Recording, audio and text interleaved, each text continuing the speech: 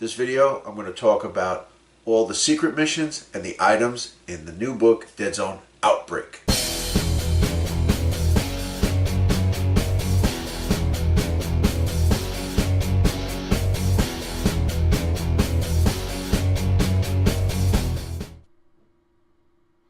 Okay, let's talk secret missions. Now, the secret missions in version 2 rulebook, a lot of people had problems with them. My biggest problem is that you were never given an opportunity that your opponent was. If you had a strike team to, like, say, kill a leader, and you got that mission and you weren't able to do it, then you wouldn't get the extra points and stuff.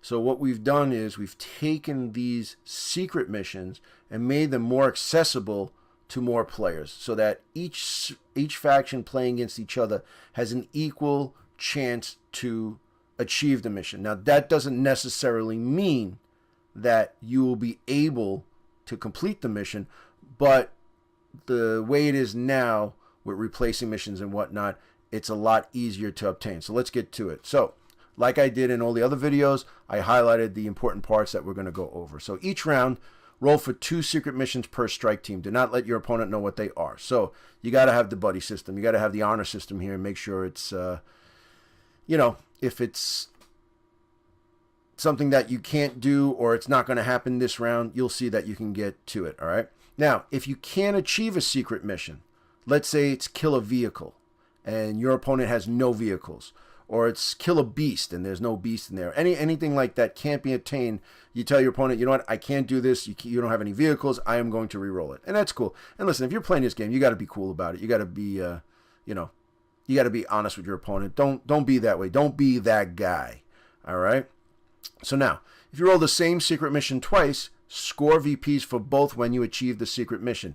If you did not complete either of the secret mission, you may choose to keep one for the next round and re-roll the other. Now, what happens is, at the beginning of the round, we're going to roll 2 secret missions. If you achieve one, you could re-roll that. You roll that one. If you can't, you want to keep it and you didn't achieve it, you can keep it for next round. You're like, all right, I didn't get it, but next round I'm definitely going to get it. So you can either keep it, get rid of it. It's up to you, all right? So now here are the secret missions. Number 1, you roll a 1, gain an additional victory point if you hold an objective this round. That's very good for objective missions. But let's say there are no objective missions. You got to re-roll that. Both you and your opponent will re-roll that. Number 2, gain 1 victory point for killing enemy leader. Let's say you already killed the enemy leader. You can re-roll it, but this is a good objective right there. Number 3, gain 1 victory point for killing an enemy specialist. I don't think anyone would take a army without any specialists, but if they do, like I said, re-roll it. Number 4, gain 1 victory point for destroying an enemy vehicle. That's very, very subjective. If, a lot of times, I know myself, I will run a list without any vehicles in it, so you'd have to re-roll that. You have to tell your opponent, or if you've already destroyed it, like I said, do it again. Number 5, gain 1 victory point for killing an enemy model in a fight action. Sometimes you have an army that's like, say, the Asterians or your Coalition gone. They're not really good in fights. You might want to get rid of that. Or if you don't feel like, say, round 1, you don't think you're going to achieve that, you can re-roll that when you get to the second round. Number 6, gain 1 victory point for killing an enemy model with a shoot action. I think everybody would probably keep that for round 1, minimum round 1 at least. But if you have like Pathfinders or you have those Asterians with the ciphers that are really good shots, even maybe a Goblin Sniper might be able to take something out, so it's a good one to have. Number 7, gain 1 victory point for pinning a model with a fire for effect action. Okay, so now you have to do that. Now, if you have that and you have an opportunity to do that, don't forget it comes out to potential damage. Also, potential damage is negated with tough. So let's say you have 4 potential damage. She has tough. You only made 3 potential damage. Then you add in the other things like energy shield or armor or the deflector shield, defender shield, and stuff like that. That's later, but tough takes out potential damage. It's in the basic rule book. And number 8, you choose any one result. This is the most advantageous because you will be able to pick what you want, cherry pick it from here. Okay, unfortunately it does not explode, so sorry guys, you won't get 3 or 4 or 5 secret missions. Now, coming up here, strike team points. If you're going to do your standard games are here. If you do 100 points, you want to do 16 with the mission, it would add 4 points to it. So you add 4 points to everything. So your regular 200-point game for us, this is our sweet spot right here. 200 points. Standard game is 20. Now we go to 24 with the secret missions because you have a potential to get an extra 2 victory points per round. Let's say you go 3 rounds. There's an extra 6. That's not bad. 6 extra from what you're doing. It's pretty good. With that, let's look at this. Okay, let's break this down a little bit. The way the book says is each round roll 2 secret missions per strike team. Okay, let's say you don't want to do that. Okay, one of the ways we've played it is we roll 3 dice. Okay, and myself and my opponent would get it. So let's say we get hold an objective, killing an enemy leader, and killing a specialist. Okay, once you achieve those 3, you can only gain 3 victory points. We go to 20 for a 200-point game. You can do that. It's great. Let's say you roll an 8 and it explodes. You go on an 8 train. Now everyone knows that an 8 train is 3 8s in a row. You go on an 8 train. You could pick whatever you want. You could have 5, 6, 7, 8 secret missions just for this particular game. That's up to you. So now what happens is with this is a guide, fellas, ladies and gentlemen. These are guides for you. Okay? The points are guides. You play it any way you want. You go to the game store and you want to play it where we're going to pick 5 secret missions and we're going to go to 29 points for a 200-point game. Well, that's up to you. If you want to do, you roll a secret mission. Every time you achieve it, you roll it again for another secret mission. That's fine. You want to do it where you can only obtain it once. So if you kill, let's say you gain an additional 1 for holding this round, you roll it again, you can only achieve it once, and then you're stuck with that mission till the end of the round till you reroll it. It's really up to you. What I like about this particular way that we do our secret missions now is that it is open for lots of interpretation. Now, if you go to a tournament and he says play it the way it is, or maybe the TO will roll 3 or 4 secret missions and do it like that. It's up to him, but it's still a lot better for that because everyone will have a leader. Everyone in an objective game will try to hold an objective. Everybody's going to shoot somebody. Firing for effect. People could do that. If you have a vehicle, you get an extra vehicle, VP for destroying a vehicle. And vehicles are expensive. They're 2, 3, 4 victory points. You might want to, think about that. Maybe getting 5 for destroying an Iron Ancestor. That is incredible. Okay? So, ladies and gentlemen, I got to tell you, the secret missions have been revamped, I think, for a much better way. Now, like I said, you don't have to play the secret mission. This is optional for you. If you want to go straight dead zone without the secret missions, that's really your decision. And it's not a bad decision. Some people dig the secret missions. I did not dig the secret missions in version 1, although this way, I like it a lot. It gives a little flavor to the game, and it can change the way you play. Why is he going up the right side there, but all the objectives are over here? Because he gets an extra victory point for going after your leader. So, totally changes the game. They are a lot of fun. So what I would suggest is try them out. See what you could do with them. If you tweak them, you have a really good idea, let us know so that when we do a battle report, we can use your input to put it into the battle report, make them better. But guys, ladies and gentlemen, in my humble opinion, I really like the way these are. So, okay, here we go. Items. Now, this is an optional thing. Some people do not like to use items in the game.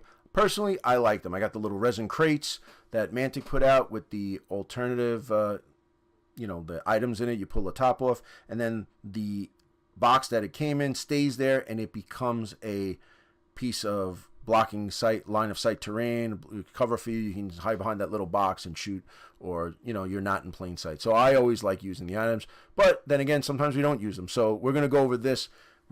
I think that the way we looked at this was there are a lot of really good items if you're a shooty army. If you got a guy who is a sniper and he gets some AP ammo, or he gets a frag grenade, or even ammo, is really good. But what if you're a fighting army? Okay? What if you don't have a gun? Let's say you are a stage 1 or a stage 2 and you pick up a AP ammo. It's awesome, but you can't use it. Let's say to a full combat army and you can't use that stuff. So what we did was change it around a little bit. So now, if you wish to use these alternate items, you roll a d6 before the game, and you consult the tables below. So here, if you look here, This is the original. Okay, these are the originals right here. So now up here we have 3 alternatives. Okay, so if you roll 3, 4, you'll get 5 ammos like before, 3 frag grenades like before, AP ammo, intel is the same as before, but now you have a stimulant shot. Okay, and the shock baton and the booby trap is the same. Now you roll 5 to 6, ammo, frag grenades are the same, but now you get 2 combat blades. Okay, intel is the same. You get an adrenaline shot. Okay, shock baton, booby trap. All right. Number 3, the alternative. You roll a 7, 8, same ammo, same frag grenades, combat blades as alternative 2. Intel is the same all the way through. If you look here, you get 2 adrenaline shots, 1 stimulant shot, and 1 booby trap. So what are these new items? How to use them? I'm going to move down here. Also, remember that if you have a plus sign on your item and you drop that item, your opponent or another one of your models can pick it up. So if you drop, let's say you drop a stun grenade, you're killed and you have a stun grenade, it stays there. Your opponent or you might be able to go there. You drop that item. Right now, Holosites, you can't do that anymore. Okay, just it's been taken out. All right. So if you're using, let's say here, combat blades, you're using alternative 2, alternative 3. Combat blades are replaced. So your AP ammo here is a variety of sharp and serrated weapons. Basically, range F, frenzy 1. Okay, it's 1 use only, but you get it and you use it. That's great for a combat guy. Okay, so now you use this. This is our stun grenade. Shock baton. Use control test subjects or unruly citizens. Shock batons can be useful in combat. So another combat weapon. A model hit by a shock baton will be knocked back. In addition, an injured model will not need to test for rampage if it begins its activation in a cube with a friendly model with a shock baton. Range F, knockback. So that's really good for plague. You know, if you have some of the nightmares have this, night terrors have rampage, so that's excellent. Okay, the adrenaline shot, which is this is your med pack, but your adrenaline shot, it increases the heart rate of a blood supply to drive the user to higher degrees of physical activity. 1 use, increase speed by 1 plus 1 for this round. Oh my goodness, you get a shot, you can sprint, or you can even move. So if you move, if you're a Kalishi, and you're already moving 2 plus 1, you're sprinting for free. Or if you're a Forge Guard, oh my God, you can move up 2. That's awesome. Adrenaline shot is great. I really like this one. Stimulant shot. What's that? Okay, instead of the med pack, you can, or the shock baton, you can use a stimulant shot. Many stimulants are banned, but in the civilized GCPS space, but we all know that these guys, they acquire them and use them anyway. Anything goes in a dead zone. Basically, it drives the combat soldiers. So 1 use, but you gain +1 dice roll for a fight or shoot action. So it could be a stimulant shot, brings up your focus. Really, it's really good. +1 in a fight or a shoot. Everybody loves that. Everybody loves that. And that's better.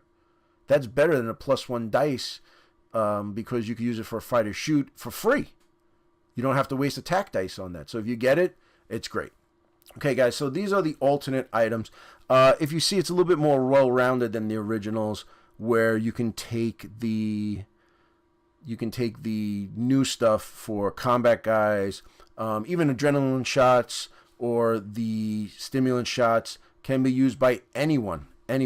Booby traps, terrible, you know, when it goes off, but I'm willing to take a chance of a booby trap being in there. It's up to you, but I like playing with items. I think it adds flavor to the game, and also with the little resin crates, gives you cover. You can hide behind it so your buddy doesn't get a full model against you. I always like playing with items.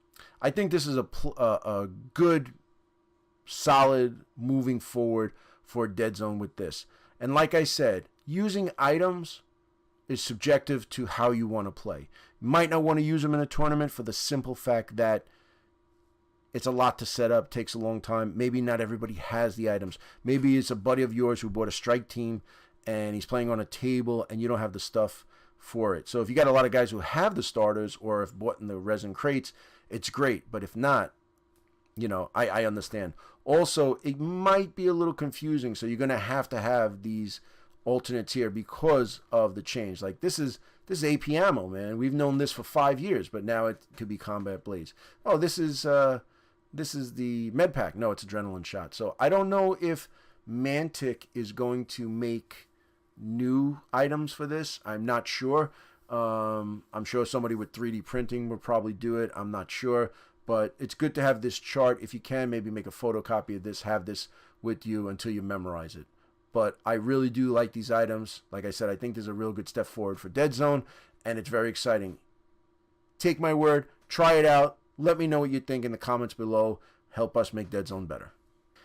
Thank you for watching this video. I hope that I've uncovered a lot of things for you and made you think a little bit. And if you have any comments, put them down below so you can help me think about new ways to implement these. I'm going to be going through the whole book, so if you're here right now and you're thinking about looking more into Deadzone Outbreak, the thing should pop up right now. Click one of the videos and come on the journey with me. Once again, thank you very much for watching this, and I'll see you in the next one.